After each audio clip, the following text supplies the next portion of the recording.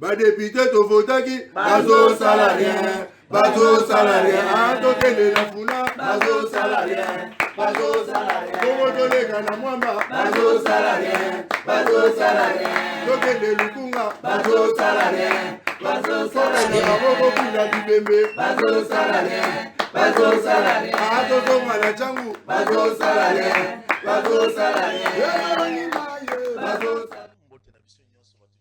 Ngai na Riflar, je vous salue. Nous regardons sur Bakota Riflar, kuna suis de cœur avec vous.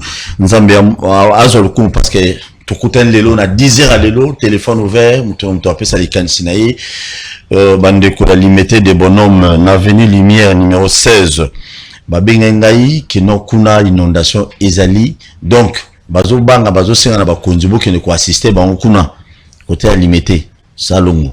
Kota 16e mairie so bokoti na se ya so de mouton boki vers la fin de 16e mairie boki bo salpe banzela wana po ekoki ne pe na njili Sainte Thérèse embouteillage pe ya quartier ekosi la nango pe bande ko bazo lela makasi babi so ba konzi bo meke un peu ko beta tout kuna et vous avez quand même une bonne chose likama okamo bon et be memona la sabino ngo ezalité. Je vais vous dire quelque chose. Tant na décrit kana loba ba beaucoup mais musu bazali ko mériter ko za ba beaucoup mais c'était na ba adjoint et mon bon mon mabe liboso ya maison communale ya Kimbanteki mukolo ya lobby et ça là qui non de comment akufi comme akufa liboso ya maison communale normalement il faut que non beaucoup mais moi forme moko ya indigène na commune ezalaka il faut que beaucoup mais ou bien beaucoup mais adjoint dans ba conseil municipalité bazwa soin boka lisole ko seksabino et ça dit que beaucoup mais qui matie comme azani mo na poto qui n'est poto qui vend na poto qui vend na poto ba lo kotayi ba mbongo ba ticket ya bana Kingasani commune ya Kimbanteki batindela kuna liya na yi ya Kimbanteki ya tata na yi beaucoup mais ça doit oya tikali un est compétent de nature et de naissance même ba bengi na téléphone ba ebisi ki no awa to ana ko moko mutu mo akufi awa ezo senga quelque chose à lui bozela nanu na aussi ça nzano na ndaku avandi ne na ndaku le mbongo ya l'état pour dire mais faut individu on a vu beaucoup mais ça joue aya kokoma. Est-ce que c'est ça que je vous avais dit la fois passée ici?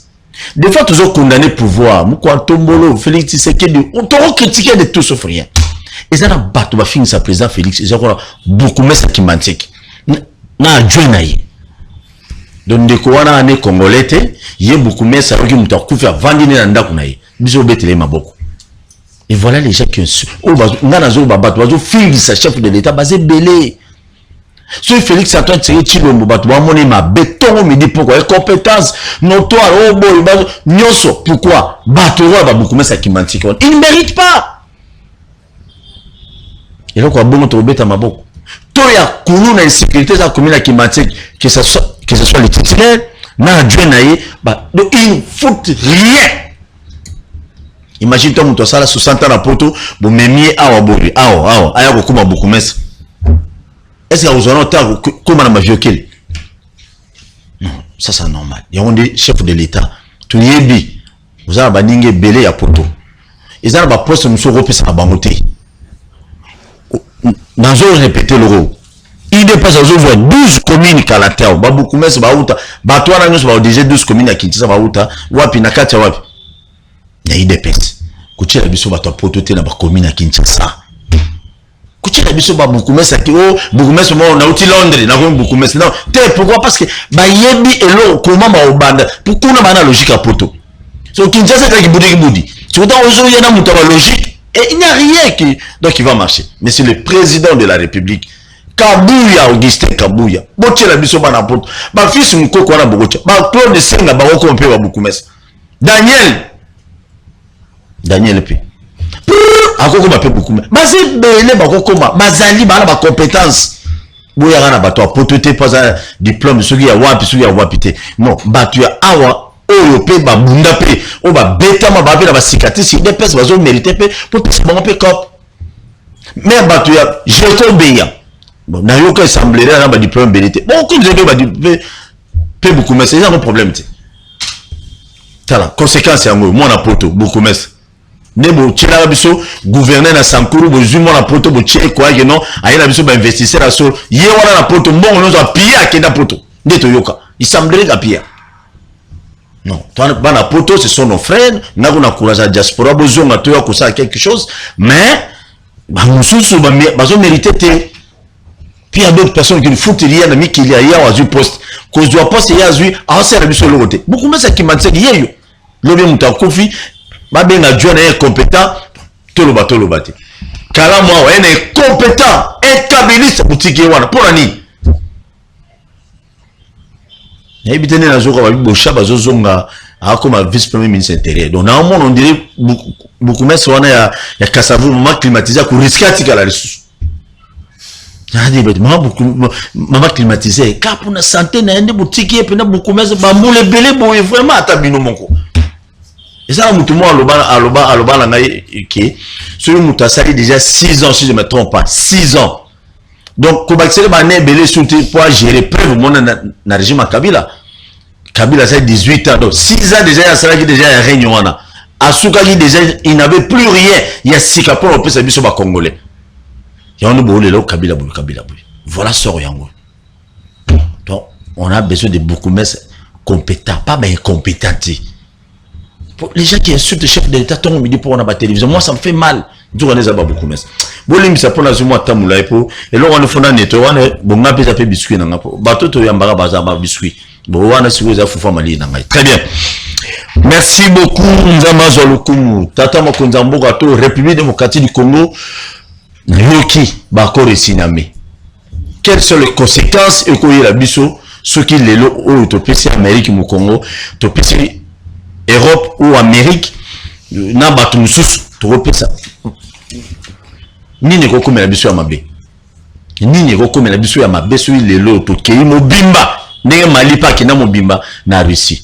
Wana eloko liboso. Ya mi balé ya suka. Bobi mikolo to sala be mission mingi ya encadrement tout VP conscience mal ya bande kobele le lenge nini baye politique baye ko encadrer jeunesse congolaise si j'ai mis baleka ma conséquence ni ko yela biso ndenge Congo déjà a tchebia mutu nyonso wapi na Russie ya mi balé le lenge nini politicien congolais a ko encadrer jeunesse congolaise parce que toujours mona ma politicien mingi ezaka ba pesi ba sangisi ba koluna ba pièce liché $500 koto $500 koto na masina na zore biscuit na musu na bosani na masina tozo regretter mingi ni nezole kakuna masina quartier déjà divisé par deux mais si vous êtes dirigé par banani et pas ba commandant à la police kolonga la soeur frère ti okoma venu kulumba et c'est ka église ezali wana ezali Mohamed na commandant Kas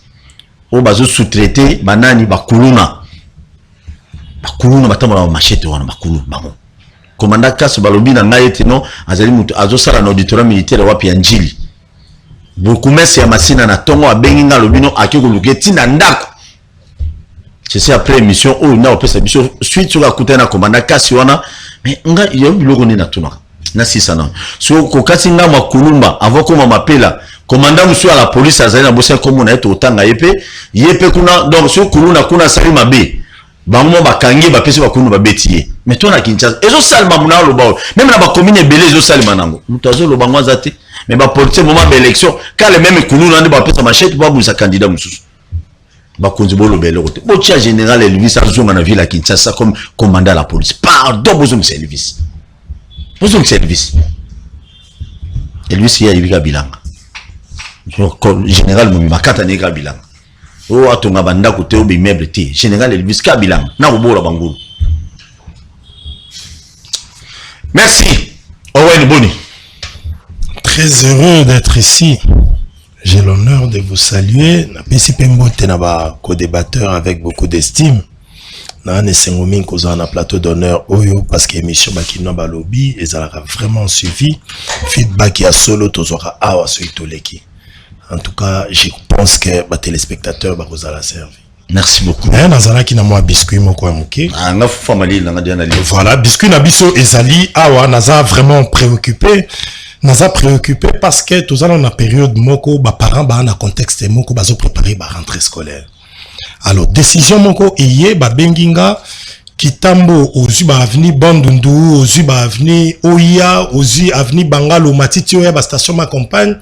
Eza na mukanda moko ba chef du quartier bazo déposer na batu nyonso baza na ba hangar, ba terrasse, ba biloko nyonso.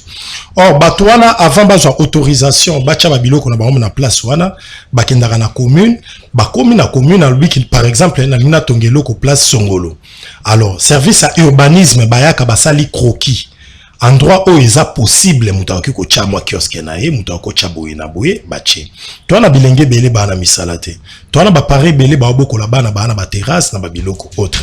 Alors décision oyo mama bourgmestre ya commune Kitambo ebisa batu gouvernement central et lobaki batu faut ba garder au moins 10 mètres na macadam. Ça dit ba ko tonga ba kiosque na bango pembeni ya macadam te ba garder au moins 10 mètres à 15 mètres.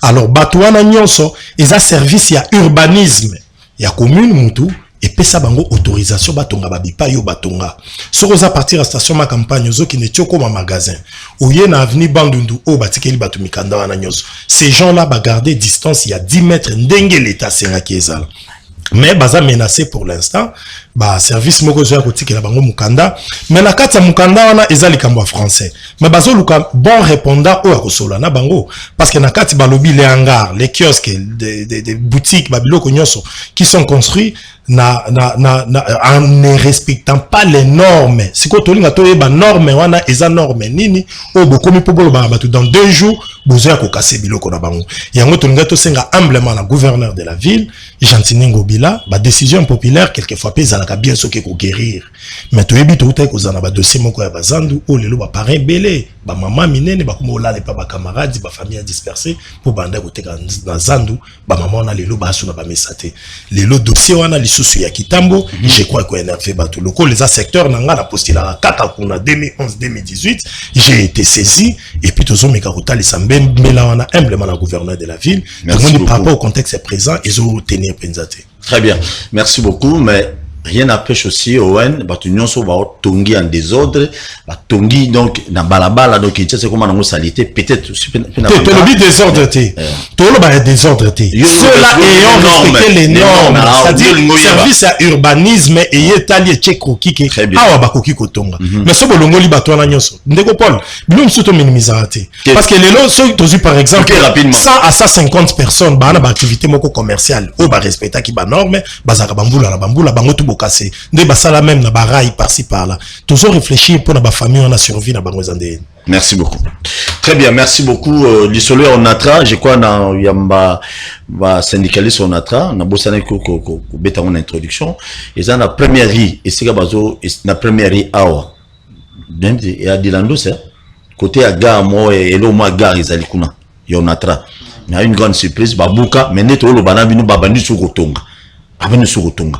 So bino pe ba konzi ya sugi wa o ba pesa mikana comme bato cadastre bo pesa bato mikanda ka boy bato na bazotonga pe ka boy et puis bato na bazotonga na yoki na ba konzi mususu ya régime lelo ba musu ba na kati et ça quand même condamnable. Senghor bon. Ça va de retour. Merci beaucoup pour l'invitation à ton lelo. Encore bonjour à mes co-débatteurs. Il faut pousser un micro, hein, ma vie. Vous avez aussi un micro, ma casse. Ok, je pense que ça va. Donc, merci beaucoup. Je pense que nous allons passer un moment avec nos téléspectateurs pour nous partager la émission Bakino Balobi, l'émission Yolandama Nakasi. Mais du moins, je dois dire quelque chose concernant ma camboïtali construction Ndenge Toyokiango na plateau Awa. Il y a un sérieux problème de retour sur Bakino Nyonso. Il y a un sérieux problème. C'est que notre frère doit connaître, c'est que tant qu'on va payer sa rabatouana, autorisation à construction, ce sont des documents à titre précaire. Ok? Comme appelle ça, ce sont des documents à titre précaire. C'est-à-dire quoi? Bakoki ko pesa bino, pe bako le akolongola bino nangoma nyonso kolongola bino. Merci. Et là en précaire. C'est-à-dire ceux qui les lots commune et pesa ki document na ndeko Paul Toussoua qui akoki ko tonga place boy. Ba épargner ba talaki ba paramètres danger nyonso tout. Mais du moins ce qui l'état a lobby que pour une raison songolo pakala to boy construction na bisika wana du fait que tu n'as pas de titre aux an ba document pour la commune bakoki koya kobuka yango. Lelo tu as un problème pour bâtir en place métro Kin à cause de la construction. Il ne faut pas tous à la cas chaque fois ton bondisaka ba projet à l'état pour na ba. Même ton bondisi en côté, je crois makamuna ya lobby o batongi na norme. Ndé na yoki ya lobby. Abi norme. Azot déplorer. Oui. À vie peut-être à bureau à quartier. Oyo baleki na mikanda balobi que il faudra bolongo la banda na bino sécurité ba koya kobuka yango. Merci beaucoup. Parce que yango nde to lobby boye. Lelo oyo ndeko Paul Toussoua. Oyo journaliste monene. Lelo a on a lingua alors. Tala lo lenge de bato tonga likolo ya rai. Olo to lo makambo ya on atra awa. O wana peut-être za mo bisika mo ya premier lebi bisika mo. Na bato bazo tonga. Et bato bazo tonga wana. Baza na ba autorisation à construction ya à construire oui. Ba appel ba document l'état. Document dans tout ce qui peut-être nani cadastre va se faire document bon. Merci. Et bon c'est quoi le ministre on va autoriser bato pour bato. Très bien, merci beaucoup Nanzongela. Mama Boni. Malamu ndeko Paul Toussoua mbote na yo pe merci ningi na oyambanga lisusu na plateau na yo na pesi pe mbote na bandeko baza na plateau awa naza honoré na kamwa mingi po ani nazala kanga mwasi na kata mibali abeleli ba mama to telema to ya kolobela makambo mboka po mama ndenge na lobaka aza mutu oyo abokola bana.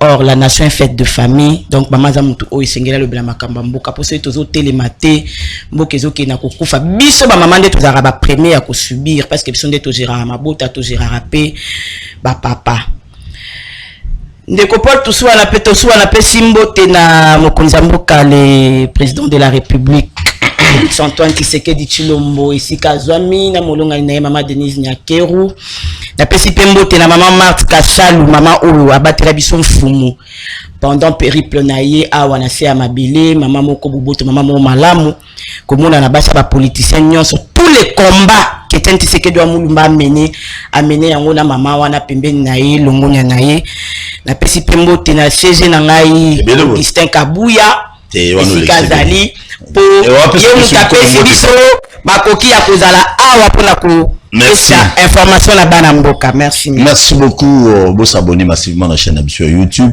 Bakino Balobi TV, émission les cas de lundi à vendredi, à 10h juste, puis à 16h juste. Chaque 21h, il y a une rediffusion émission à minuit. Nous connaissons Senghor. Ma conséquence, ni le ce qui est la République démocratique du Congo, tout s'allier, tout Russie à soutenir l'émission. Par conséquent, si nous avons la face en Amérique, face en Europe, face en Asie, bien parce qu'il y a une dans le monde, Chine, la Russie, ils allaient pays où ils ont c'est déjà américain ming. Par conséquent, si nous avons la merci. Vous allez à l'aise, hein? N'a besoin de tabilo calmement. Merci. Nous tournons la temps d'antenne. Oh, tozo betabilo côté mais tozo yebisa baimboka. Baimboka nini oyoyo congolais aza capable ya kosala sans que abanga qui que ce soit. Betabilo. Vous savez, makambo ils ont relevé na partenariat entre l'État et ça makambo ils sont trop sensibles. Vous savez, les lots oyoyo, congolais, mais aussi tous les Africains, les lots, monarchie injustice.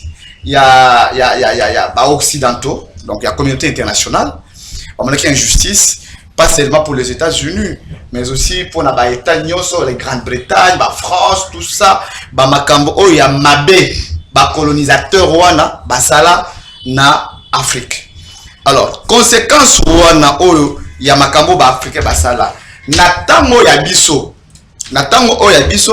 to komi une génération autre que la génération de Kimangu Kimpamvita. Certes que oui batouana ba telemela ce n'était pas toujours il y avait eu Sankara, il y avait eu Nelson Mandela, il y avait eu Batunyo Sowana ba vivra ba boya injustice occidentale na kati ya Afrique.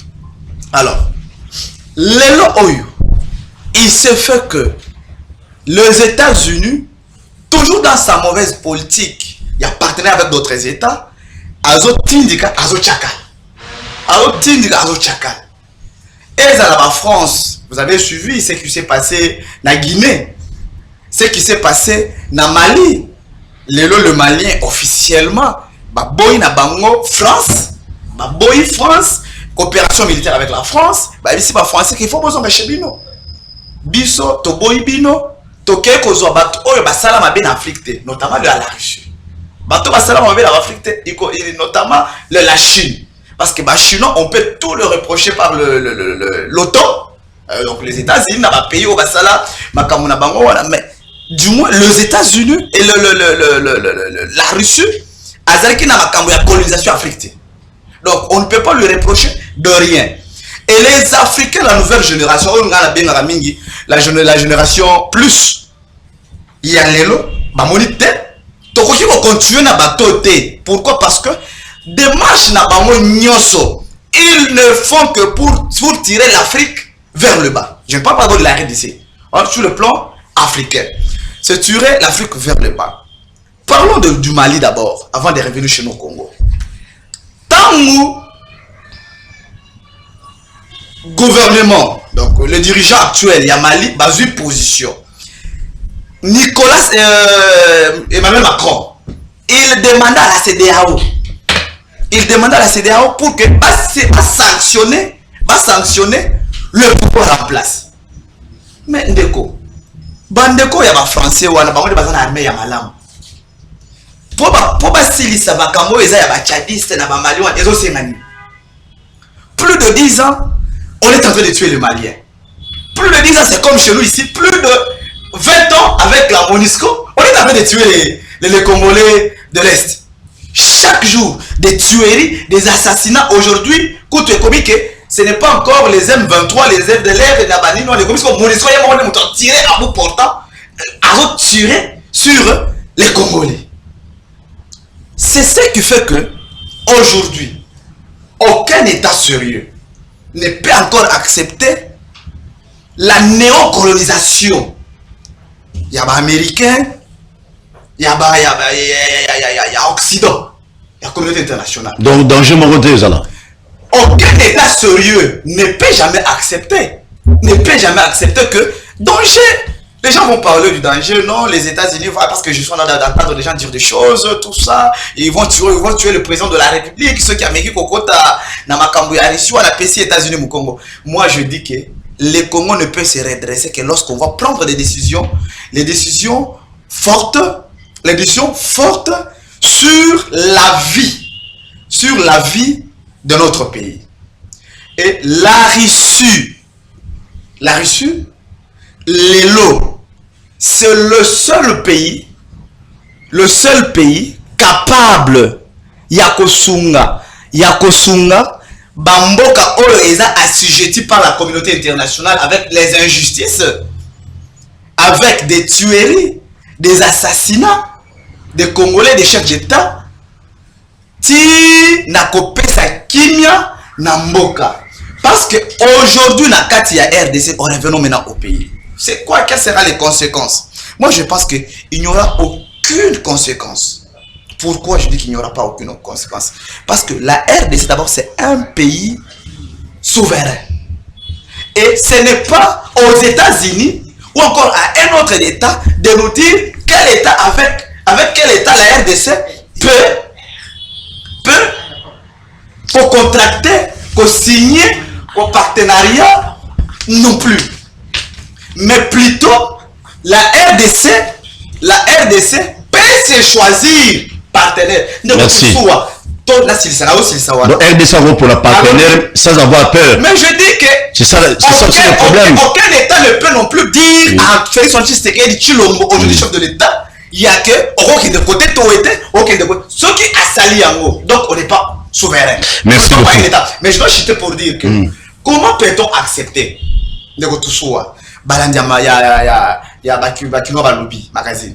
comment peut-on accepter RDC est dans la carte embargo. RDC agressé.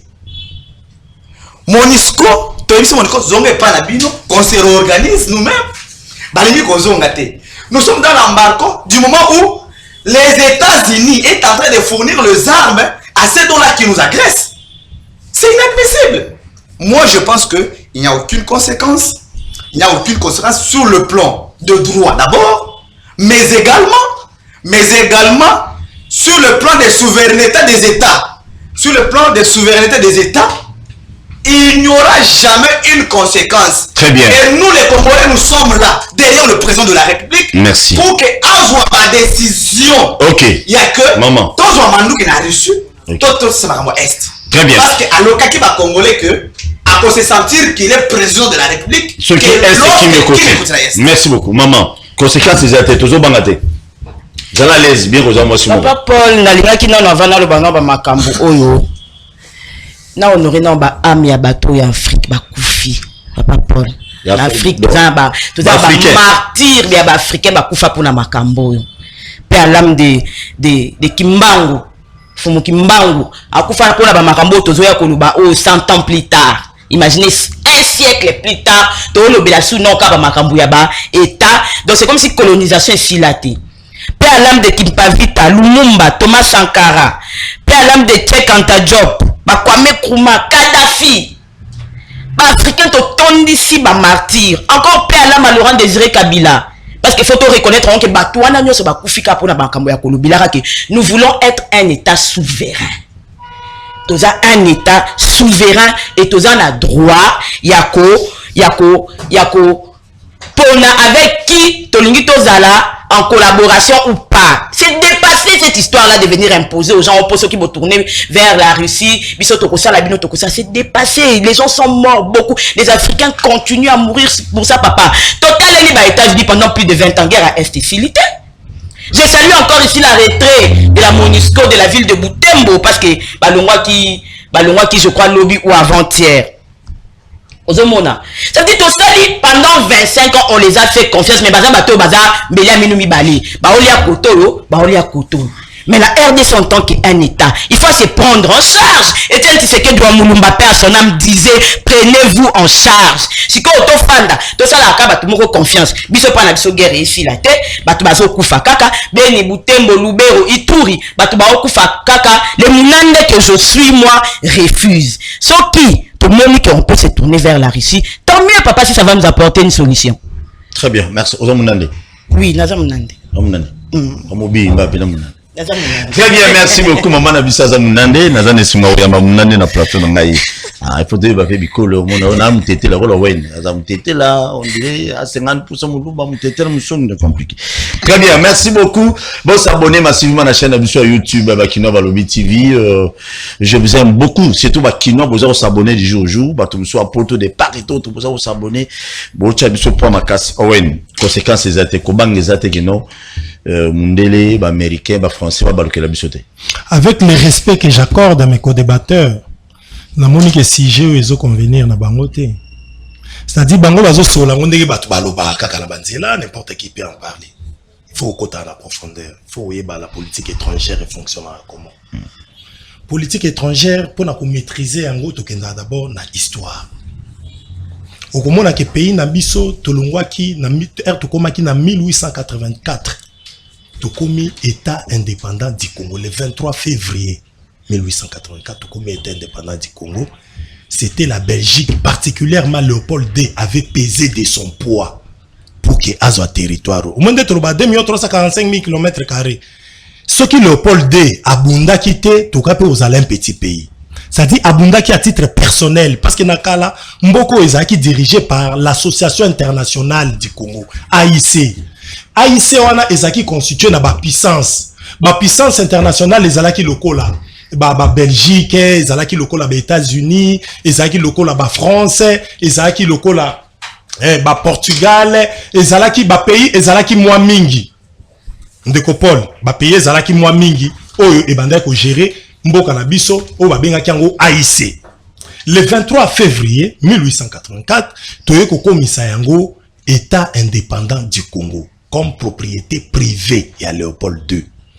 Baparane batikela kaye 1 milliard. Hier, a président de la Belgique a forcé comme 4 milliards à Tchabambongo naye pour convaincre la puissance wana mususu batikela et territoire comme yaye. Et puis abunda ki bitumba ba utiliser ba soldats na biso ba autochtone ndambu na ba soldats misusu belge na ba allié na misusu ba bundi bitumba poto pusa na tikuna omoni ba bipayo ba Rwanda baza ba réclamaka wana elingaki ekota ti côté na biso na ba Kivu ba place misusu kende Belgique aboyi ndo mona ka limite limite place soukaki ba colonisateur ya ba Rwandais pe balobake ba koto nyonso mona babuka banani fake koma ya bango. La Belgique avait pesé de son poids. Ngana yo ba autochtone soki lelo sali ke mutu ba Congo na mutu ya ba mama na biso bandande baza bato ba faire partie na kata pays moko, c'est grâce à la Belgique. Et ça biso te parce qu'on n'était pas un état. Tout ça qui pays. Léopold Dende Abundi na 1908 erbaye ko sala un rapport ya koyebisa ye que tala riche et comment ko pe sa convoitise na ba puissance misusu parce que kuna na accord wana na ba Bismarck e ba so na conférence de Berlin ba bi ba pesa on na Léopold II mais na ba accord ba yokana ki ba autochtone batangisa biso classe ba autochtone batiki na bango liberté à croyance c'est-à-dire ba accord na banzambe na bango ba autochtone baza na ba soins de santé yango moni batonga ba école batonga ba hôpital ba biloko mo ba ndengi wana mais ba loba pe batika libre exploitation na ba colon, c'est-à-dire colonisateur te mais les autres puissances wana oyo bazako exploiter terrain yango bona ba portugais pe bazaki awa banane bazaki eux ils étaient des colons mais on appartenait beaucoup plus à Léopold II et le roi des Belges. Comme constitution belge le baki les rois des Belges akoki kozala roi ya colonie mususu te nde sala que Léopold II n'a jamais foulé ses pieds ici. Chef de l'état liboso atinda ki a géré biso c'était le colonel Sroch. Belgique a géré, biso a géré. Et comment ça la convoitise dans d'autres puissances? Balobi non, Belgique, Léopold Dazoko m'a de plus en plus n'ambongo, bakata kabatuma boko, bazo boma ba autochtone, bazo sa aboui na boui. Jalousie bandi entre bangona ba concert d'état, basengi ba pesa biso. Or déjà payango tongama ki na état indépendant du Congo. Tozu yango, Léopold Azu était indépendant na statut nango et ici. Mais basengi ki batika ba autochtone ba accéder na ba plus haute fonction ya pays na bango. C'est ainsi que Léopold II, lui ignorant que batunaye o bazaki sur terrain, babanda ko kata batuma boko pona kozwa caoutchouc na baboui na boui sali pasi. Abinzo ka batunanga babanda ke na terrain kuna nzoka bobo magande batu bosala ka boui na boui. Abinga na préféré na tika makambo. Belgique bozo ango. Soki yoko ma colonie belge bozo. Ba belge babi non to yebi difficulté à colonie to uti na colonie. Tozo préféré ezala une annexe de la Belgique. Yango ba tchaka biso Congo belge na 1909. Tozaki pe na drapeau. Colonisation zaka na drapeau te. On comprend. C'est-à-dire communauté internationale ou on a potos indépendance na 1960.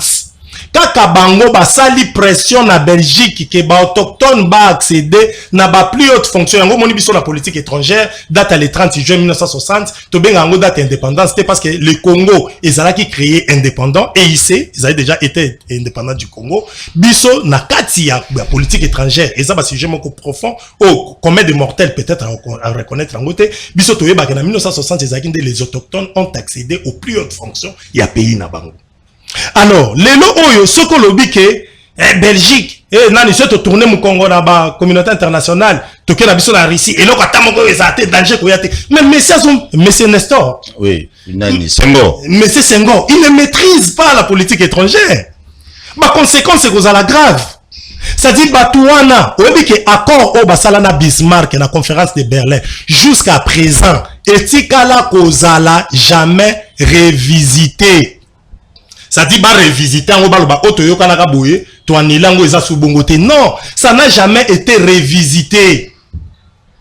Le oyo RDC, pays nabiso, poise à la 2 345 000 km². Yebango communauté internationale, ce sont des partenaires qui ont pesé de l'air pour biso à la pays à moneno tozali. Très bien. Alors, yango ça là que ce qui est l'autre pesi bango mu Congo, toke na Russie. Oh Russie atikala kozala parmi ba puissance ba géraki bisoté, déjà ça va créer un problème sur le plan politique étrangère. Je ne suis pas en train de soutenir la communauté internationale, non plus les Américains. Mais le problème, c'est que pas bandeko bazo minimiser qu'il y aura rien, il y aura un problème. Parce qu'il s'agit des relations internationales, relations d'intérêt des États. Et ça, l'État au bazar a droit de regard. Et en fait, na Mali. Est-ce que au moins la Belgique a été le mélango makas? Pourquoi France mitoyaka? Et zandenge makambo leka na mukitoza par nzambo na des impérialistes. Pour bien beaucoup impérialiste, vous devez beaucoup travailler, beaucoup ma puissance. Et beaucoup ma puissance est comme lorsque vous avez vos intérêts na ba payer belé à monde, au comme puissance. Merci. Si RDC à part awana RDC azana intérêt na pays mususu te. Tokoki encore ko sala qui te envers Bangote parce que Lumumba a été abattu parce qu'il a été suspecté d'avoir collaboré na batu o babengi ba communiste notamment la grande Russie à l'époque nde pesaka eloko pesa. Ça dit na niveau il y a relations internationales pour ba biso toza batu oyo ceux qui travaillent dans les relations internationales biso nde to sala ngo soit ba négociateur international. Un négociateur international aza mutu aza na maîtrise à histoire ya pays naï. Azoye ba nan na ko telemele na likamu. Non ko zo telemele mais mutu futé la classe. Mais yo zo lo baneke ah non ko yo bona boy. Ozoye ba makambo zo salate. So ça conséquent. Excusez. Pour la cause on a kata sujet. Des problèmes au biso to zo lo baboui. Belgique, France, États-Unis, Allemagne, Angleterre, quel que soit ba défaut na bango, biso tozala na ba bon négociateur, toye baka koma ko négocier pour tozo ba qui na ba négociation na biso. Très bien. Biso siko président Félix Yemoko, Amichaki, premier négociateur, akendaka partout. Or, Erazo kende partout, il était en train de mal négocier les affaires. Biso to banda ko lo bango. États-Unis a décrété qu'année 2019, année RDC. Année RDC 2019. Qu'ont fait les Américains? Les Américains, ils ont fait quoi dans l'année 2019 au bas décrété Félix Tshisekedi Dakina pour un sénateur américain aussitôt au côté en pouvoir? Rien. Bah les soldats américains bah quitté ah bah ça la boue. Depuis les soldats américains bah quitté à l'époque à Félix Bassalani. Rien. Président Félix a soldat allemand, ils nous ont promis bah un investissement moko ah il s'est levé à 40 milliards de dollars. Où en sommes-nous? Vous négociez mal. Yo quand il est là sur le bio que vers Russie. OK na Russie, talent aussi les plans géographie. Et pas Russie Azali, pas RDC Aza. Russie Aza la base nucléaire na pays à côté en Afrique. Au début que États-Unis to banan so bangi ba combattre RDC. C'est facile ba combattre biso pour bara bilo qu'on a bango tout autour na biso nyonso ba anéantir biso. Nous devons savoir négocier. To peser ba jugement to ba décision to zozo. Ba décision en genre couper sa communauté internationale mu Congo. Oui, ça bien. Ndenge maman a soulevé il y a une vingtaine d'années makile zo tangana est oui, nous en déplorons. Que font les Américains nos partenaires ou balba que nos ba meilleurs amis à Félix Tshisekedi? Est-ce que les Américains ont batu bazamabe? Est-ce que le président Félix a négocié mal? On déplace ce problème ezali. Problème nabiso ezali awa, prenons des décisions mais pesons les décisions en question autozozoa. Parce que les locaux mis ça na Russie, il y aura bel et bien des conséquences sur le plan diplomatique. Merci beaucoup. Bah, conséquences diplomatiques, vous allez bien. Merci de l'histoire au Béti Mouké, bien dans 3 minutes. Au Béti sur histoire. Hein, quand même, c'est bien comme ça. Réaction que vous allez j'ai salué une dame, maman, Ariette Kapinga depuis Grèce. Hein? Donc on a besoin de la réaction ezali pour te compter la sixième source. Réaction ezozala. Oui, tu as une minute. Je pense que je pense que oui. on doit être au moins sérieux quand on vient sur le plateau de télévision. J'ai entendu mon ami Owen dire que il faut que nous sommes superficiels, on ne pèse pas les conséquences. Mais une chose est vraie. L'ami doit savoir que les États-Unis, moi je n'ai même pas parlé de la Belgique. Histoire où il y a tout celui qui a passé par le banc de l'école et à ça l'examen d'État, donc en 6e année primaire, il connaît l'histoire de l'État indépendant, AIC, Léopold D, conférence de Berlin et Moutougnon soit à Bana au bas ça l'examen. C'est bon, ok. Ce n'est pas ça la connaissance. Ce n'est pas ça la connaissance de la politique étrangère d'Abandaki qu'on s'est inventé. Écoutez, nous avons dit ceci. Moi, je dis ceci. Lélo, la politique la négociation, il négociait mal. C'est ça, c'est des brouillards. Permettez-moi le terme. Pourquoi je dis ça? Il raconte ici que les États-Unis, apparemment, il est en train de soutenir, malgré mais il est en train de soutenir les impérialistes. Mais soutenir ma propos à maman, 20 ans maquillé d'autres. Mais moi, je l'ai dit ici que nous avons la MONUSCO, Namboko, de la MONUC à la MONUSCO. N'est-ce pas, les gens continuent à mourir dans la République? Bango Bado crier Awa. Il faudra MONUSCO et le mois. C'est pendant que ce n'est pas Tshisekedi qui avait contracté que MONUSCO va y Namboko. Bango opposition. Non, ils allaient Kabila Bango soutenir. J'ai dit Bango opposition.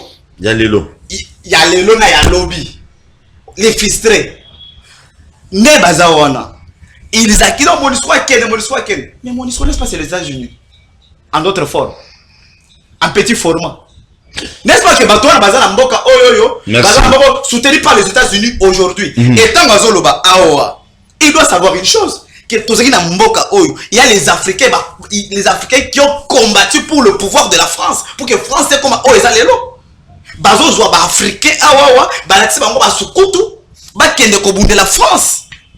On a doit le savoir. Merci beaucoup. Chité wana rapidement. Permettez-moi aussi. Il faut chiter. Bino mo ta pouvoir avoir mi balé. C'est mort beta. Est-ce que nous avons parlé de l'incompétence de la MONUSCO des États-Unis parce que guerre a cécilité? Toloba incompétence parce que bango bazaka facile à avoir incompétence à pouvoir. Ministre est incompétent. Et que nous avons la MONUSCO qui est venue pour maintenir la paix. En République du Congo, la stabilité. En République du Congo, si on ne voit pas la stabilité, on n'a pas la paix. Doit-on parler de l'incompétence de la MONUSCO? Merci. Pas si c'était les Africains, c'était de l'incompétence. Si c'était les FARDC, on allait crier ici, vous monnaie, et baza infiltré, et c'est pourquoi. Paul Toussoua, les Congolais en ont marre. Les Congolais, oiseaux la nanga sikoyo, albaya, politique étrangère. Merci beaucoup. Nous sommes la RDC, nous sommes un pays indépendant et souverain. Très bien. Toboyi balien na bisote na usili sawana. Toboyi balien na bisote la Belgique, banoko ba Belge. Tomonaki roi Albert Ayaki awawa et nous avons appris aussi que ndeko Albert asaki ba plaidoyer moko na États-Unis na Conseil de sécurité des Nations Unies pour na makambo ezo leka na est. Ndeko le roi belge. Nous avons salué. Mais dis-moi, nous avons dit ceci. Pour la cause. Mais parce que tu n'as qui bisoté pour l'embargo longwa. C'est ça le problème. Là, il faut rappeler la Congolais c'est cette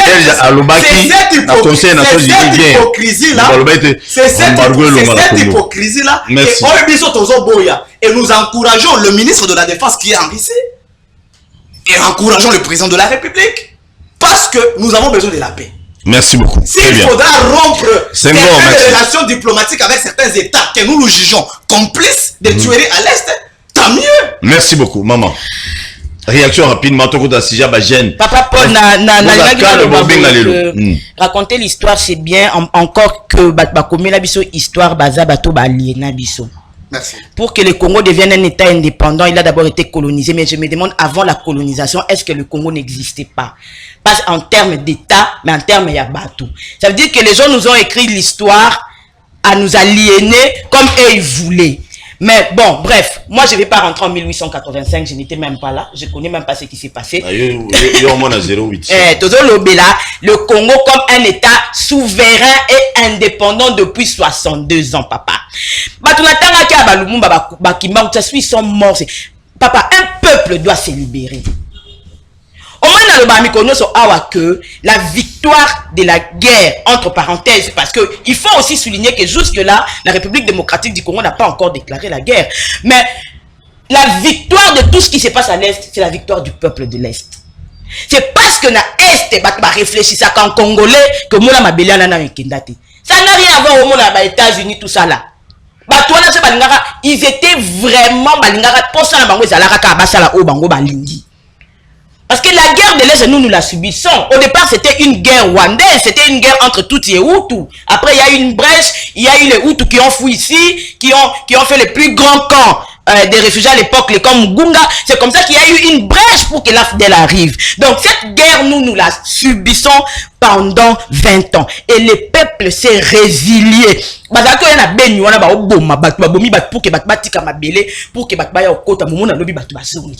C'est-à-dire le peuple de l'Est s'est résilié et la victoire de l'Est, c'est la victoire des Kivusiens. Ils se sont résiliés. Donc, aujourd'hui, la RDC comme un État, papa, entre les États, il n'y a que des intérêts. Amitié à la rater. Nous ne pouvons pas continuer à être des amis, à prêter allégeance à des gens qui nous papa, on a même reporté l'embargo jusqu'au 1er juillet 2023. Ça veut dire pendant tout ce temps-là. En 2023, on est sur Babak Samsous. Peut-être. Donc pendant tout ce temps-là, on a biso loko là. Il faut te prêter allégeance na Belgique. Il faut te à la Conseil national de sécurité. Papa, au moins na makamnos, attends l'autre décider tout ce qu'on a américain. Par conséquent, c'est ça. Non, mais au makambo na lobby, il faut te zonga. T'es besoin. Là, nazo cité pour dire. Conséquence, c'est nous à la kaka. Ce qui va Kadhafi va coucher les noms, les conséquences. Tant qu'un peuple ne décide pas de se libérer, les conséquences, il y en aura toujours. Très bien, merci beaucoup. On ne se libère pas dans la facilité, même dans la diplomatie, il y a toujours des conséquences. Merci beaucoup, 30 secondes de comprendre. Tout le monde dans la CG, monsieur Poto. Mais par contre, le deux fois, je suis au regret d'Angeza Makasi. Namoni, mais Senghor, il est bon pour d'autres sujets. C'est un frère que je connais. Il est bon pour d'autres sujets. Question politique étrangère, Aza innocent. Azo Solandé, Batbasola, Kangoka. Awa, problème, Nabiso, Eza Awa. Entre-temps, Zoboya, Banoko, Nabiso, Belgique. Abina Boy, Banoko, Nabiso, Belgique. Mais Américain, Boy, Naboy. Mais bon, ça n'est que na niveau de politique étrangère.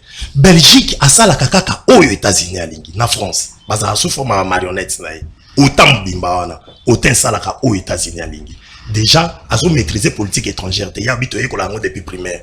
Mais moi, j'en ai un diplôme, il y a une université de politique étrangère. Merci. Ah, problème d'abisso, ça, awa. Bazo tenga, awa, alobi, Monisco, eza nani. Monisco, y'a États-Unis, pour ton information. Monisco, eza pe, na yemoko Russie. Na Russie, a pe sa kambongo. Monisco, a financé par des pays membres. Russie, a pays membre des Nations Unies. Il n'y a pas de bon pour la mission onisienne où il y a pour la stabilité. Donc, il dit des choses où il y a la maîtrise. Madame a s'est demandé, avant colonisation, avant 1985, le Congo n'était pas, ça n'existait pas. La preuve, au Royaume Alobi, Basala qui partage. Nazo qui mais pas comme un état. Excusez papa. Excusez papa.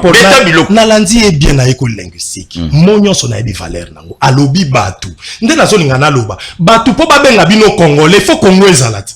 Tant que Congo est pays pesala qui te boit pas congolais. Ça dit pendant que des Angola, un monde là ça va limite ndo mona biko na biso musu se kota tina Angola, ba oya koto batikali koto ya kuna batikali kuna misu batikali na Brazza, kuna ba français bazinga monde basala qui partage Afrique. Et puis basali partage Afrique, il y avait 4 pays au basala qui musala wana. France a kaboli biso na ba pays limitrophes naé, Angleterre a kaboli biso, France a kaboli biso na ba Centrafrique na Brazza, Angleterre a kaboli biso na ba pays naé lokola ba Soudan, na ba pays misu so na se kuna ba Moïse Katumbi bakenda mingi wana, et puis Portugal a kaboli biso na Angola et puis bakaboli biso ndenge bakabola voilà biscuit 4 pays tena beti biscuit eza histoire ah au moins ça pas kenda mingi boso kompa pona yo kaza ba faire moko kuna donc un peu ndenge wana nde esali que batona ba décida ka basala ndé basali problème na biso ezali je suis en train na mona madame elle est en train d'en venir et des fois azo reculer problème eza que toye baka ki y aura des conséquences et puis nga naza pessimiste ça va pas marcher.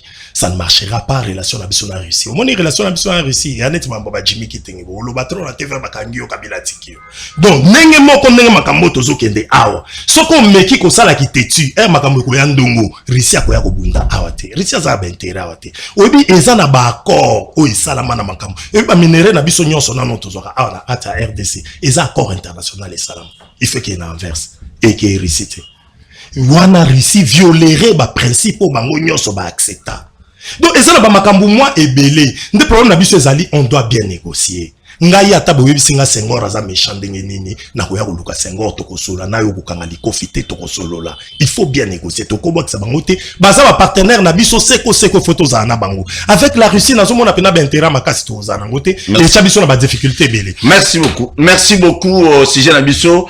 Politicien nini akoki ko encadrer bilenge. Dans général, hein, dans généralisé. Pourquoi on a le politicien? Parce que ce sont eux aujourd'hui, facile à encadrer les jeunes. Ou encadrer mon aspect belé. Pasteur peut pas encadrer. Tant dans le de solo ya pasteur Mukuna na voici l'homme. Et moi ça là so yo qui bien à 4 copalar kabab ma bonza et comme quand tu connais belé ndambo yemona peut-être gros ala yango. Ça fait honte. Est-ce que les pasteurs pareil peut encadrer aussi les jeunes? Bon, on jeune a bafeliné belé ou tous en bango. Église qui m'a sous de Kabwana. Il y a 8 morceaux. So l'andi bien ben terega likonda. Bima pe Kabwana likonda. Catholique ba musu ba comment ba catholique ba on est orthodoxe. Ceux orthodoxe. So l'andi solo bien. Tu bato bongo ba yupe ba encadrer pe ba jeune lelo.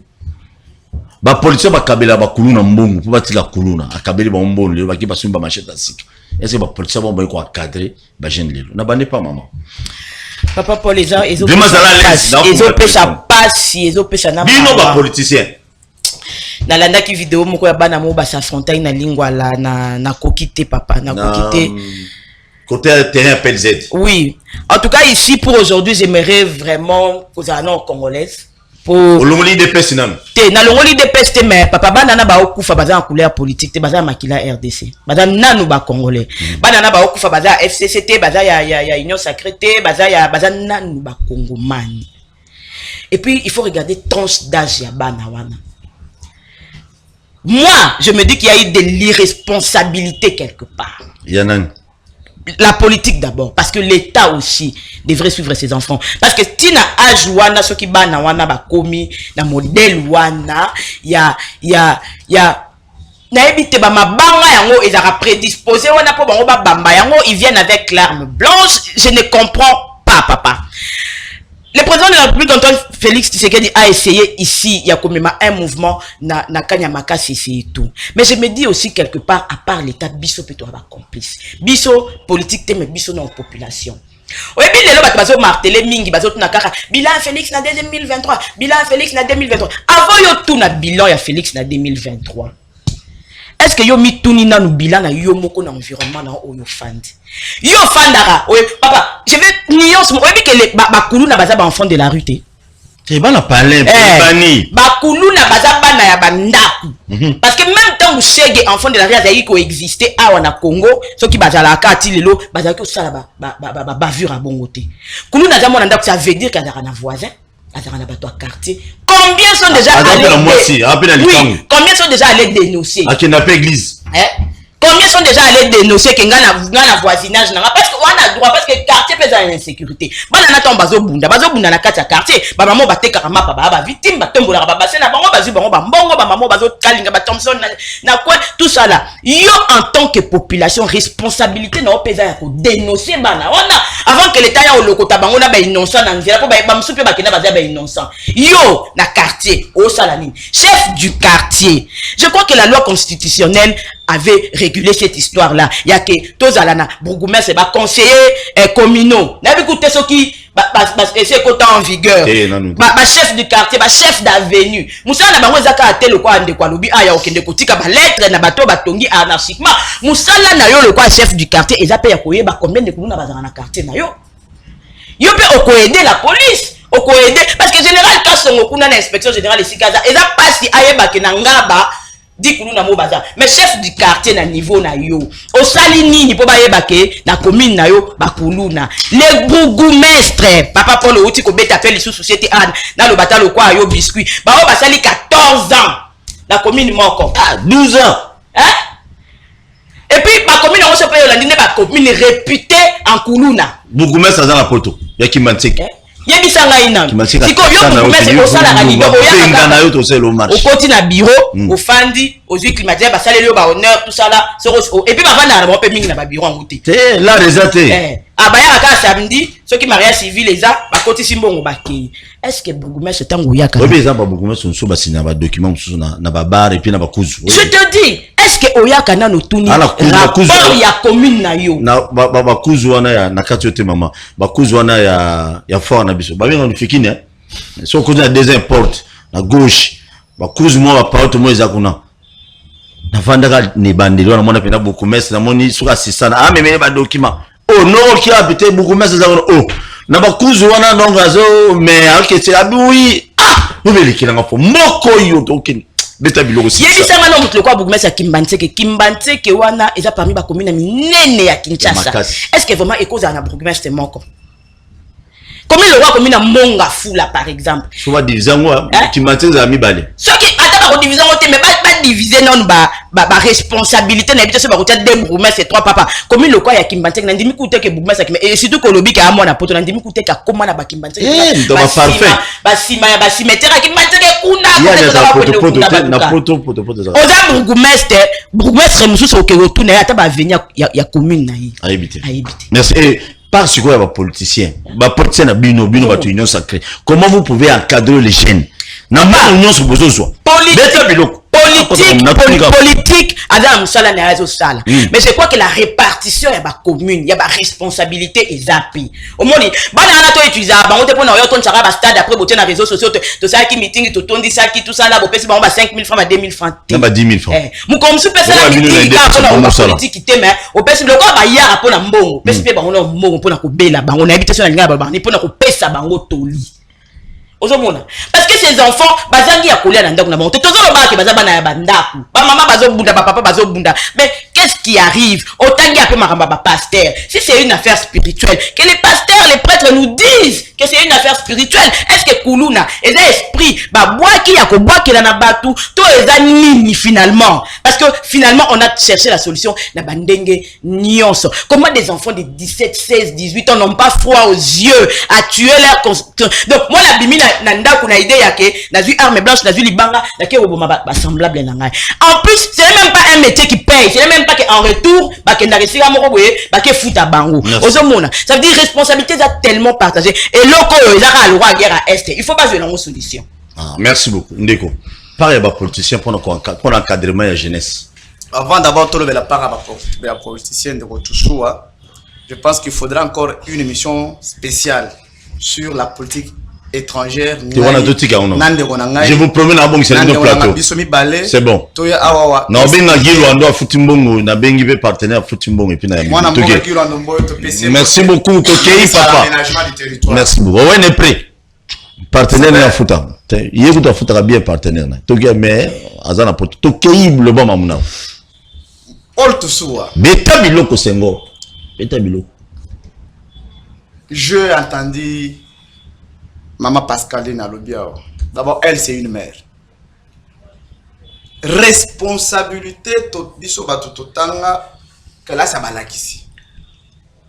Bah, ibisa biso que moi, nazan habité yelo, misatu. Ya liboso nano, eza famille na ye.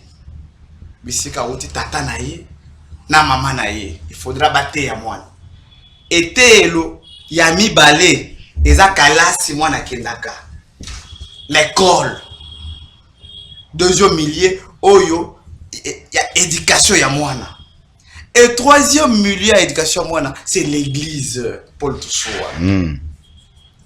Tobani na une famille. Papa oyo mwana na yaza kulo. Vous savez, la bête est du solo. Un jour, la profession d'avocat, j'ai été saisi par un groupe de papas, Natinel et à 16e rue. Au moins la 16e rue, c'est Bandegona va téter. Nandeko Tinel à 16e rue Poids lourd wana Tinel wana okota boy. Tinel moko eza wana kulune bango botolo nga ba botolo Tinel à 16e rue. Na 16e rue Poids lourd, so na 16e rue Poids lourd. Oui. Pokende boye plaza. Mais oleki ngo moninda ko ya vita. Tinel moko eza wana. Population eza na kati kuna ya kosakana te. Baye na cabinet o maître bakangi mwana na biso.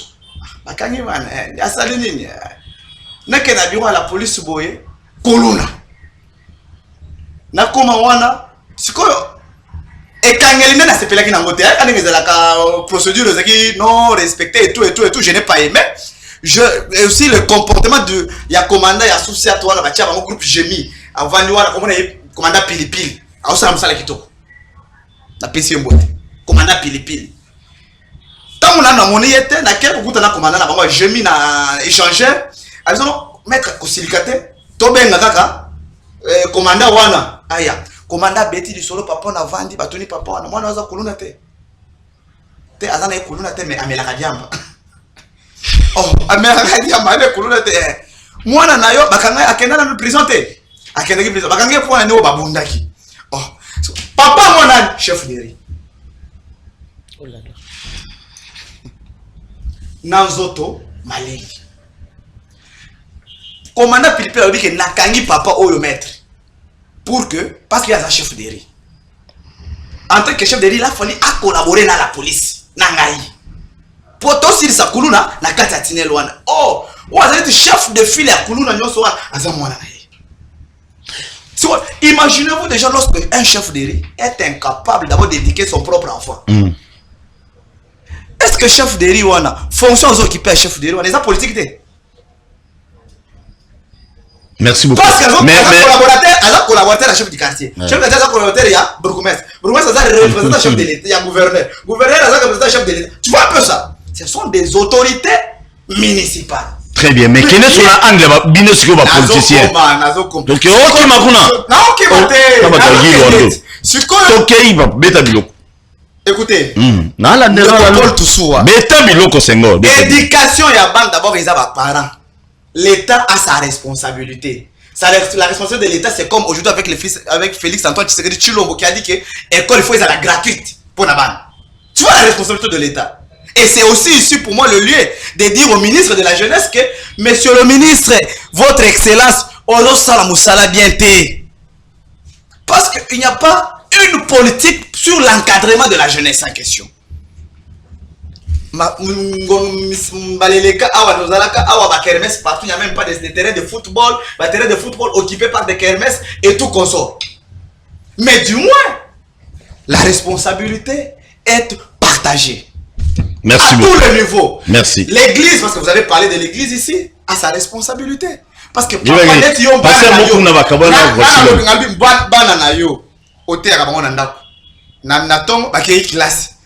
école de dimanche, bon côté. Et ça pour la côté, moi, parent, je suis capable de signer moi en justice. L'amener même à ma cala, ce qui n'a pas quitté. Parce que moi, parent, je suis le premier éducateur de l'enfant. Avant que l'État n'intervienne, d'abord je suis appelé à éduquer l'enfant. Et ceux qui n'ont dit que d'accord quitté, prison Maka les a lié de rééducation après. Et on l'a déjà dit. Na lobby hein, on dit polo wasika ba fongola kité na vous êtes Congo central là. Le zoom. Et on date. Et ça question est que politique et ministre peine à biso ya justice, azo bato baza condamné na ba peine allant de 5 ans comata, ba kene na boloko kuna pour que boloko ngo pe ya makala et comme moi Pepel. Merci beaucoup répondre ngate malheureusement na mituna na tunyo na bipar ya ba politicien. Pas la politicien na lobby à condamné à répondre té. J'ai dit ceci. La responsabilité non écoutez, mais je parlais sur du ministre de la jeunesse. Merci beaucoup. Merci beaucoup. Les gens famille moi total habitué depuis commune à limité côté dans le but côté on a espace on a famille Milemba, j'ai salué Marina, Patrick, Bozaï Belé dans le salon pour vendre botal abisso mais l'autre aussi na boy c'est à 10 000 carats qui te soit pour la PC Mbote. Beta biloko.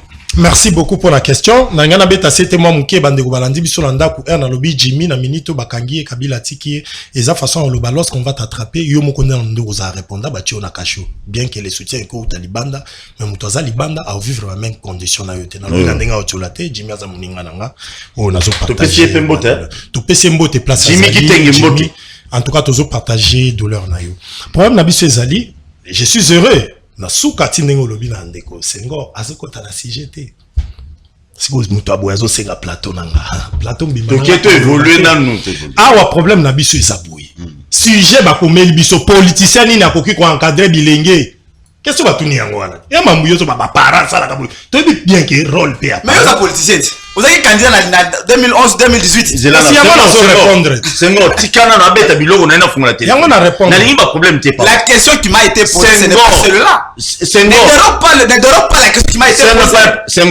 sengo pardon oza muto kabila kala lelo ko muto tsekido zala na calme to ke beta biloko tika et calme c'est ça soyons élégants muto ko to kabila nga Tshisekedi c'est lelo na opposition. Donc problème nangé zabou. Voilà, c'est ça le dynamisme. Voilà. Ce que problème nangé zabou. Awa politicien nini akoki ko encadrer bilenge. Politicien malamu akoki ko encadrer bilenge, il faut avoir politicien d'abord oyo a se lancer kana clientélisme té. Ou a se lancer kana fanatisme té. Ou à se lancer kana dialogue ou à se lancer kana indifférence face à la réalité.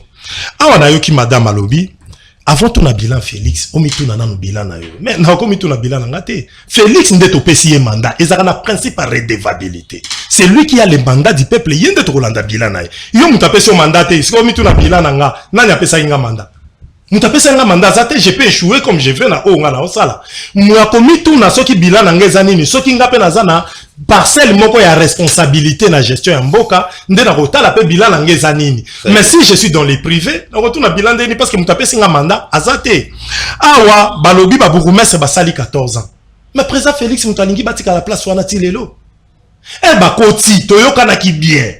Sensa on a jusqu'à présent que tout baotika Sensa existait. Pourquoi? Parce que Sensa on a jusqu'à la pure masse il y a processus électoral. Toyoka na ki photo ça là élection il y a ba conseillers municipaux ou ba constituant kaneti gouvernement ya bourgmestre baso la kanae conseiller na conseillers dans le secteur naie de madame Alobi pour un seul bourgmestre commune nyoso mbimba ekolekela e de principe senga tozala na ba conseillers municipaux ou bazaka na conseil na bango na bourgmestre comme ba ministre naie ba stratégie ni ba ko sala chaque conseiller municipal dans le secteur moko jusqu'à présent président Félix ayebi ke toyokanaki yango na accord à Saint-Sylvestre en 2016.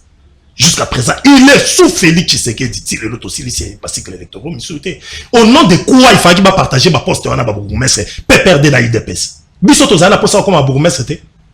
Bakabola yango et pe ça bango sengo po IDPS azaki ba bourgmestre peut perdre pe ba gentini na banani bazu batu na bango ba bourgmestre bango ba mama Fatouma ko bazana bangalima comme si on a kitambo ba permettre bakabola yango en flagrante sa violation flagrante il y a droit à mutunyo so ya ko aspirer na ba fonction publique.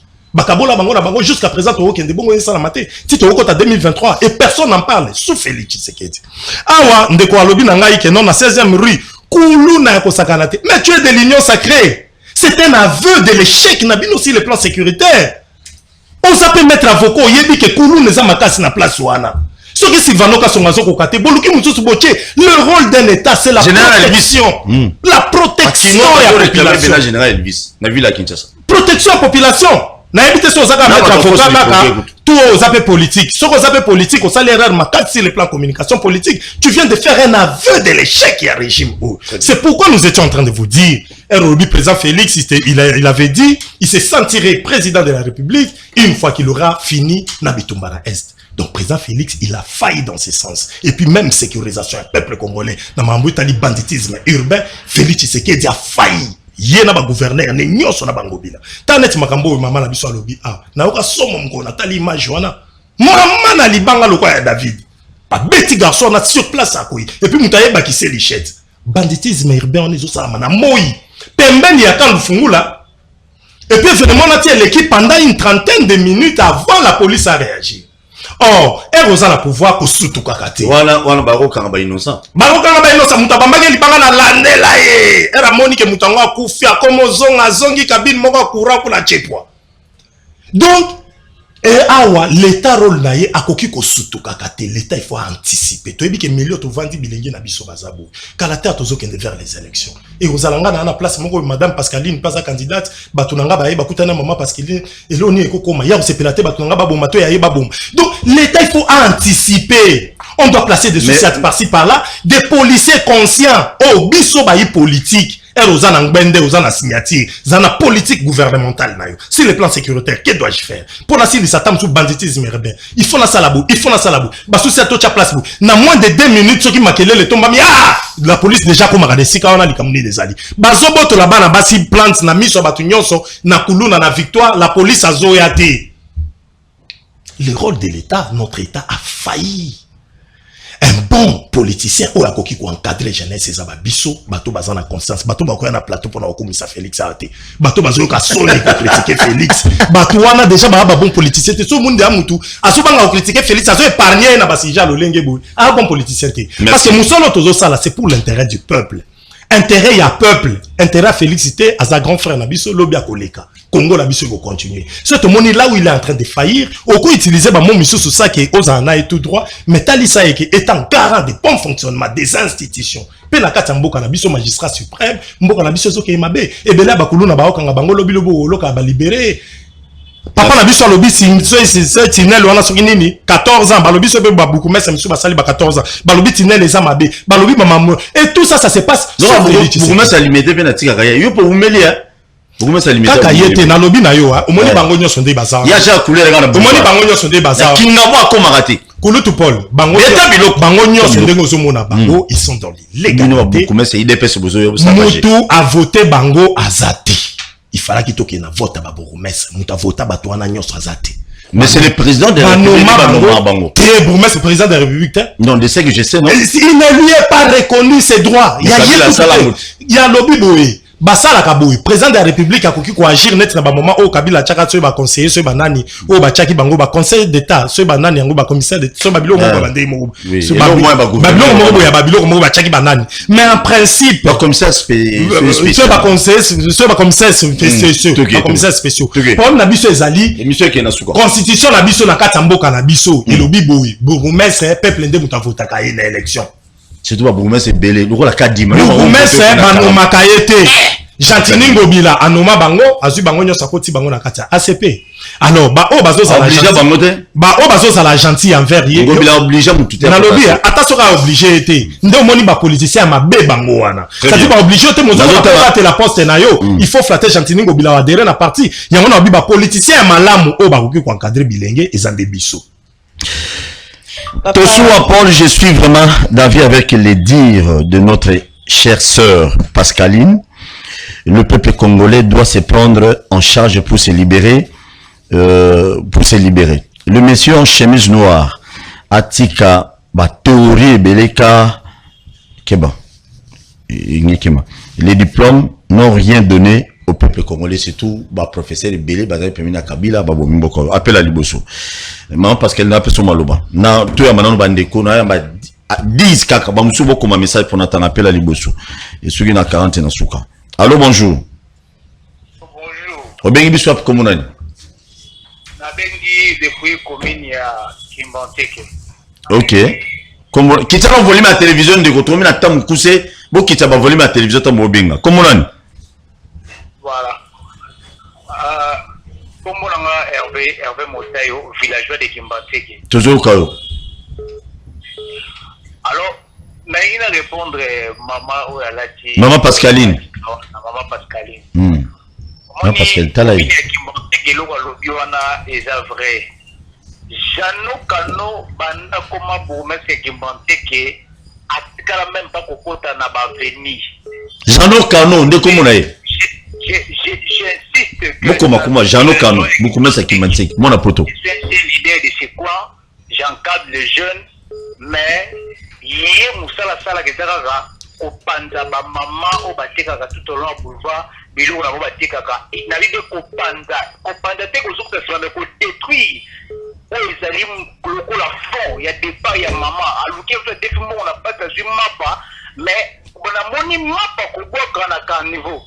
Voyez un peu ce genre de bourgmestre au boutier qui sont réglementés. Dédé, pour votre information, Wendambi la marché, moi comme nous tous réglementés qui est vendu. Bategango. Batega Wendaglementé que. Nani a Tekango. J'étais surpris, l'objet bazo peut avoir information, ma lettre est dimi, que la justice n'a pas confirmé Vantuana. Donc maintenant, on est en train de se préparer pour savoir. Comment est-ce que nous pouvons encore lutter pour nous récupérer le plateau? Vous voyez, aller au bon réseau Kende. Donc le président était là.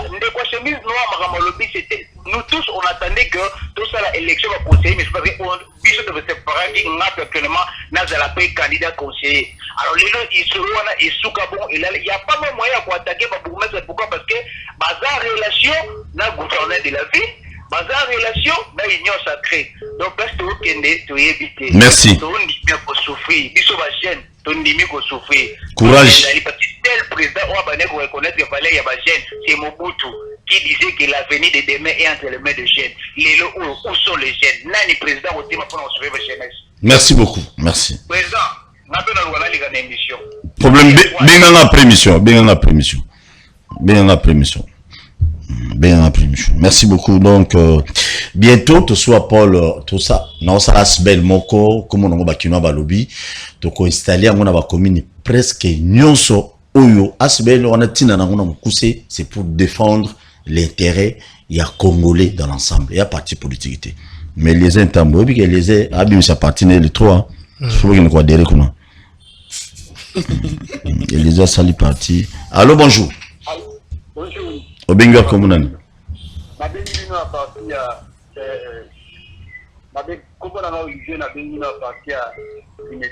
Toujours quand on dit que le moment rapide, bêta biloko. Ok, dans le but, il y a une personne qui a beaucoup de maîtres. Eh. Beaucoup de maîtres, il y a mal beaucoup de gens qui ont un ami. Beaucoup de gens qui ont un ami. Il y a une commission royaume. Pesa biso ba information de Rosa na moya maluku biso to na mutu. Kuna koma centre ya bakuluna nyonso tu ya mboka Kinshasa to ke maluku na de déployer de konanga. To ke me rokitela biloko na ndibongo kuna me déployer c'est moi bouger ça te. Otika bango ba taka pour le bilan dans likambo pe ya kumettre maluku wana. Merci. Owe na yoki. Merci beaucoup. Très bien. Kitoko. Ok, merci vraiment. Merci beaucoup. Merci. Merci beaucoup. S'abonner pour la chaîne sur YouTube. C'est pas l'émission ou s'abonner pour la YouTube. Allô, bonjour. Oui, allô, bonjour. Au bengi biso comme on a qui volume de konanga volume.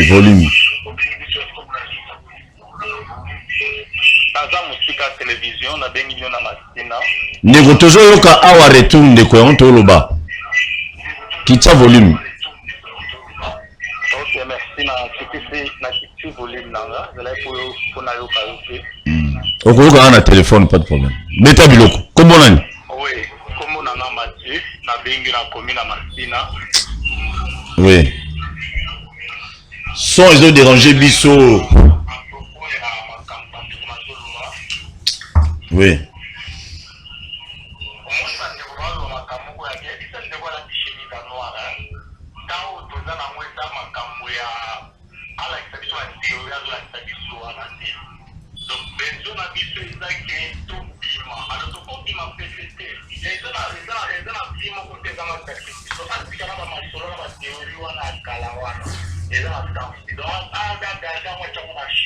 Merci beaucoup.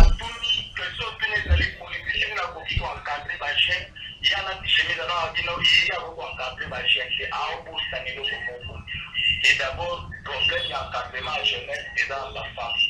Donc, tout ça, on a la famille. Pour la famille, de la vulgariser, de la préparer pour que la jeune, parce que pour nous, quand on a ce que la ligne, la mettre pour la machine. Mais ça fait 4 fois. Là, il y a fait 1 heure, 23 heures, 20 minutes. Beaucoup d'ailleurs, là où les amis, la chambre, la police, là, beaucoup d'années, il y a un petit mouvement pour la vie, quand on a vu la vie, dans le mouvement. C'est comme ça les gens.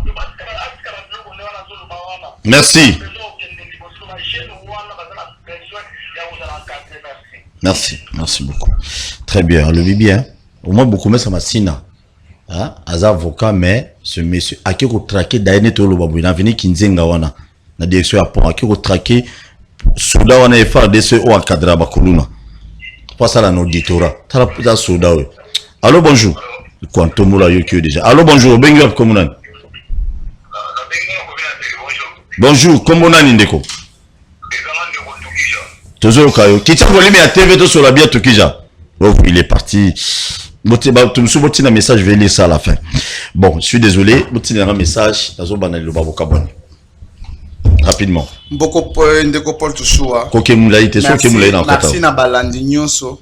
Au bazar, on va comprendre que nous étions devant un co-débatteur.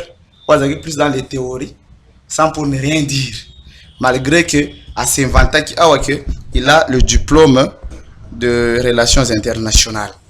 Mais moi ici, parce que toujours revenir dans Makambouetali, Bakuluna, message, c'est mieux. Makambouetali, Bakuluna, na sécurité à Ville à Kinshasa. Je reviens encore pour dire, Ndeko, ce n'était pas un AV. Quand je parlais que Kuluna Moko Ezaki na Tinel, et je même salué le travail, il y a commandant, il y a poste à la police au Bachewana, commandant, comment on a je pense que c'est ça surnom, Pili, qui a eu maîtrisé la situation. Et bah parents au bana qui regardé bana bangoana bana bakima parce que le commandant était même en même de kanga pareil à moi parce qu'il ne dénonçait pas les comportements criminels, il y a moi naïe. Ce n'était pas un AV. Je pense que à comprendre encore. Il a dit ici vous étiez avec Kabila, moi j'étais avec Tshisekedi, maintenant je suis encore dans l'opposition. Écoutez, moi je soutiens le président Félix Antoine Tshisekedi Tshilombo. Pourquoi? Parce que Kabila, c'était le 23 janvier, veille à remise et reprise Nandeko Tshilombo, son dernier discours en tant que président de la République, chef de l'État, il avait dit que nous jeunes, il faudra tout fédérer force derrière le président de la République. Je ne pouvais pas, en tant que scientifique, intellectuel, accepter le comportement de monsieur Neumi ou Shaddad qui nous disait de manquer du respect au président de la République. D'autant plus que Kabila nous avait dit de soutenir son successeur. Merci beaucoup. Donc, ici, il faut bailler que problème, il y a encadrement, il y a jeune.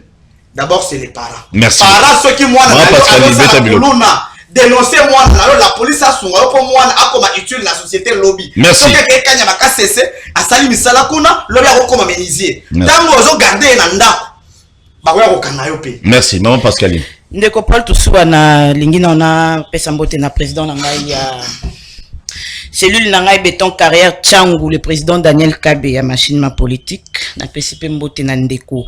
Papa déjà OVD azo samsala tozomona. To le baba to pe ba samsala to kumisa bon to encourager bango pe ba sala davantage.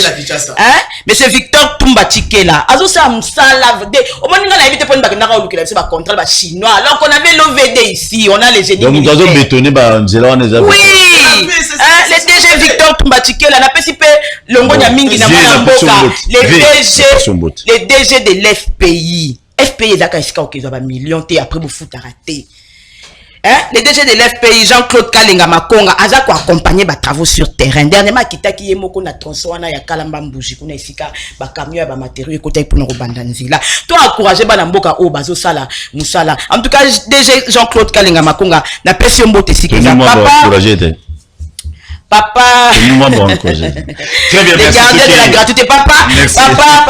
Paul Toussoua, na le banon boende kwa lobi Félix Tshisekedi a échoué sur le plan sécuritaire. Je rappelle ici que Bano Bazan Koulouna, ils sont entre, en tout cas, estimation dans 14 et 18 ans et ou 20-25 ans, je ne sais pas, mais estimation baza bana mo babuta makina régime moko songolo bakoli na mentalité moko songolo. Félix Tshisekedi ayeko kuta héritage ya Koulouna na mboko. Donc c'est besoin baba papa, c'est pourquoi Azo Bunda l'autre fois sur ta chaîne je t'avais dit que pendant 18 ans les services nationaux existaient, mais on a fait fi de ça, on n'en a pas parlé. C'est Félix Antoine Tshisekedi qui est venu remettre en place les services nationaux. Service national existera depuis Mouzié na olo bango na obandela kaka. Pendant 18 ans, on ne s'en est pas occupé. On a laissé la jeunesse à son propre sort. Maintenant que Félix Antoine Tshisekedi arrive, il met les choses en place à Zobunda pour éradiquer. Papa, t'as aimé ça à 9 mois. C'est bon, t'as 7 mois, tu donc il faut donner le temps même à la grossesse d'arriver à terme. Quand on a le bac qui est bilan, que face à la bilan, il y a le bilan qui est par rapport à bilan, papa, tu as le balinga là. Papa pondo fandi bossa appelle bilan vinayo. Quand tu as échoué dans la famille, tu as échoué en termes de responsabilité le quoi parent. Et ça bilan na yo, et ça pas parce que bakoya ko tout na yo ango, mais parce que ça devoir y a citoyen envers papa. Comment on dit ça citoyen de tous arabouis, tous arabes la droite. Ça rappelle la devoir envers l'État. Merci beaucoup. OK. Déjà, une minute. Ah, une minute, bango ba mi balé. Il faut équilibrer déjà, nous sommes à ça. Message. Yayo, aussi Simba, à quoi ça concerne la République? Tout le bilan est bateau, tout ça qui mandat. C'est important. Merci. Ah, problème, na biso na le balandeko téléspectateur moko bengi biso nandaku ndeko nanga vérité te bebisio bilamba ndimango poza solo. Nga problème nanga na posa ko flatter yo terre zo kananda na posa na lobano likambo eza solo mamba politique étrangère eza sujet mo eza très complexe. Alors ceux qui comprendre ngo bien te yo lobi ke o te azo raconter des histoires nga roya na kibudi kite nga dans un parti na zalaka muto ba benga lokola ba combattante nga zalaka cadre, c'est-à-dire ba to senga ba réfléchir nga za mutawo budi kite a toye awa pona makamu na biso Senghor lui qui a été recommandé par Kabila pour soutenir Félix, Mko Kabila Olobane pratique à Félix à Otika qui côté Moussou. Moi j'aurais mieux souhaité soutenir Félix par conviction personnelle. Merci. Le quoi Kabila Mutatinda yo na regret makasi. OK. Problème nangaye ezali awa pona ko conclure, nazo lingana informer bandeko que biso bilenge to linga to comprendre parce que batu bazo ebaka à cœur. À part président Félix Tshisekedi qui est au pouvoir, na batulae, tamsou na niveau de résistance de opposition, on voit Joseph Kabila, Fayulu et les autres. Joseph Kabila n'est pas opposant. Il n'a jamais dit qu'il... J'ai parlé de l'opposition et la résistance. C'est maman. J'ai dit la résistance et l'opposition. Joseph Kabila n'a jamais dit qu'il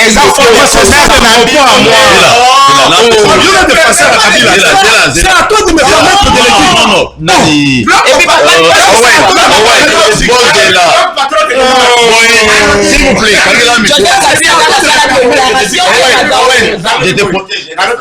S'il vous plaît, je te donne la parole, s'il vous plaît. Pardon. S'il vous plaît, merci beaucoup. Merci, Pascaline, s'il vous plaît. Owen, le moment, calmement. Dans une minute. Binobotika. Et ce moment-là, vous bossez à bosser. Après ça, bino, ok. Jimmy. Qui te dit? Qui est en opposition. Muninga na Aristote ngarime tozana opposition. Papi mba oui tosolaka tozana opposition. Ngana lobby awa ezamamba na me racheter parce qu'on va me payer par qui to qu'il ça. Problème nangeza problème nangeza bou. Problème nangeza bou. Kabila est dans l'opposition. Je refuse. Non. Mais après c'est bien maloma. Je vais vous donner la parole. Non. Soit que le but continuer à problème de toquer. C'est ça. Ah, dans la union sacrée. Même. Le parole a dit Kabila a une union sacrée. Ok. Information. Le gars a fait une information qui a Sarana Bilo la union sacrée. C'est que j'aime Félix à cause de ça, Bozana et la union sacrée. Le roi Kabila a Bilo la union sacrée. Le roi Kabila a Bilo la union sacrée. Tu n'as pas d'information de dessus. Pas d'antenne. Merci. Ce n'est pas Kabila. Merci. Ok, merci beaucoup. Kabila n'est pas du PPD, c'est ça. Merci beaucoup. Papa Paul, pardon. En 2 secondes. Parce que ma combattant, papa, ma combattant, n'importe qui t'es papa. C'est dans la rue. Et on apprend.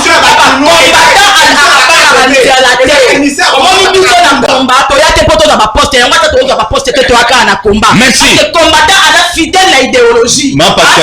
Pascaline, merci. C'est bon, s'il vous plaît. C'est bon. Et il y a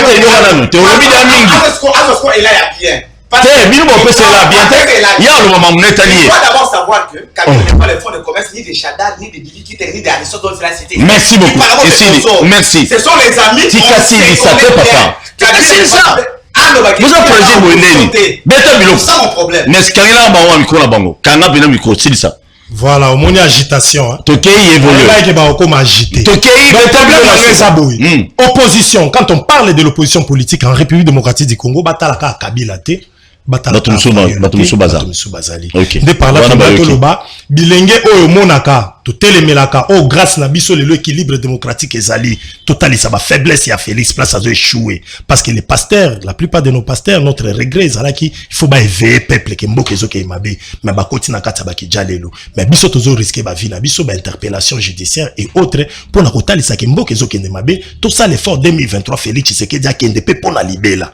Alors nous ceux-là to yokana ki to sangana qui ensemble tous en a PSP pour sauver la patrie tous en a Alain Bolodjoa Bangayi ba Jonathan Ngwele ba Merlin Foufou tous a pena Lingombe Belé alors to koya na plateau spécial et pendant la semaine prochaine to ya Total Isango et chaque fois qu'on va réfléchir sur table boui baka ke soko ato solo la qui na fayu ndeni taki na opposoli na bisoté en tout cas bisoté tous en position très bien merci beaucoup OK merci Zela n'attends pas message s'il vous plaît non Zela bonjour Tosua Yoka bonjour Tosua Pascaline bonjour de Tosua Yoka c'est bon l'organisation pour le bolongwa ba décider fayu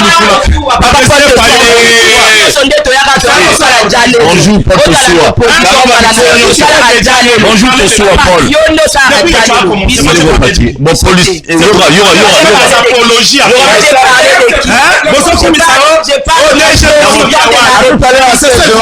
abonnez-vous massivement la chaîne sur YouTube. Je suis avec Mike Moukebaï à 16h. Merci.